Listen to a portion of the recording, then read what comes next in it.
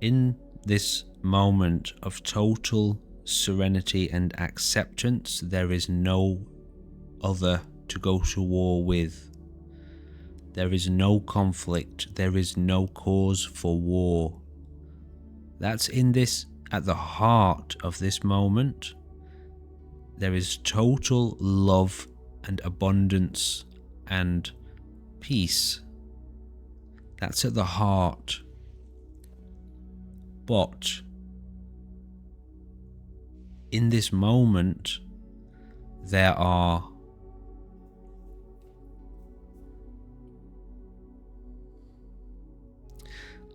how to put this?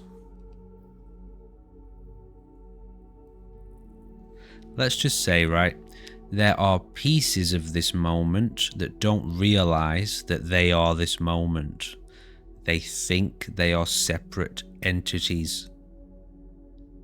And because of their perceptions and the way that they think and the views that they harbor and their inability to let go, they perceive the stillness and peace of this moment as an enemy, and so they try to attack it. Here's the thing, right? At the heart of this moment is stillness, profound stillness, in which all demons and fears and anxieties dissolve.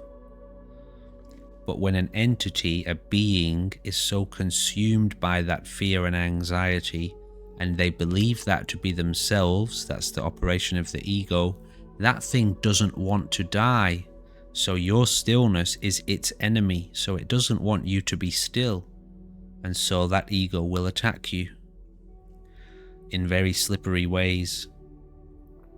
All of them corruptions and illusions, but that's just the way it is. So most sages or mystics or realized beings, most of them, not all of them, most of them retreat out of society because of that corruption, because it's impossible for them to operate there peacefully. So they leave society and they never come back. But that's not all of them.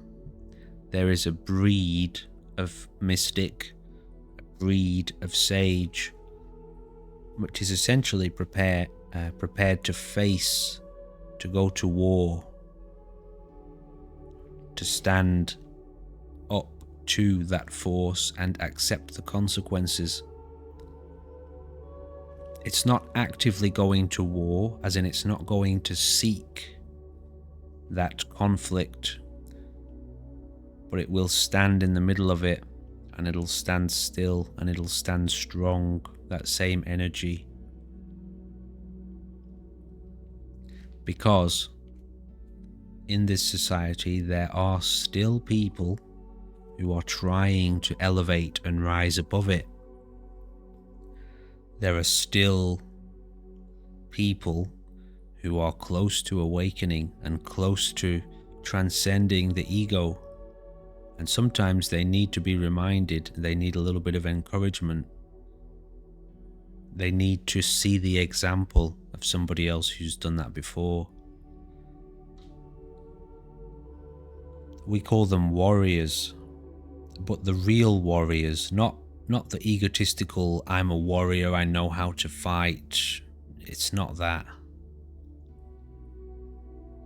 The real spiritual warrior who serves that purpose spiritually.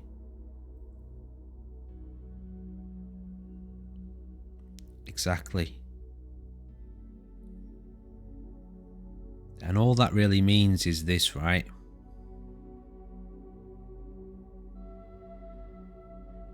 I must maintain my peace under all circumstances. And as I walk into the world, I must not let the corruption of the world overwhelm my peace.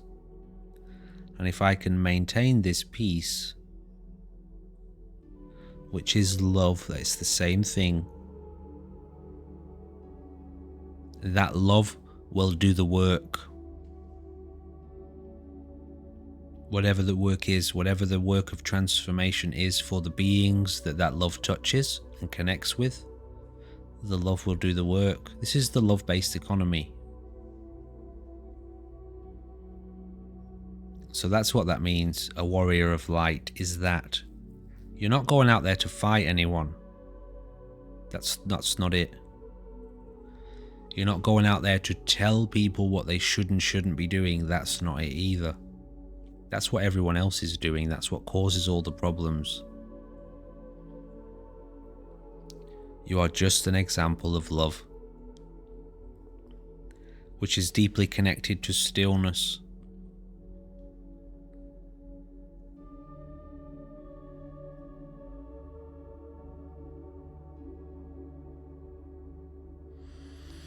And you're prepared to withstand all of the assaults and attacks, because, well, that's just part of it.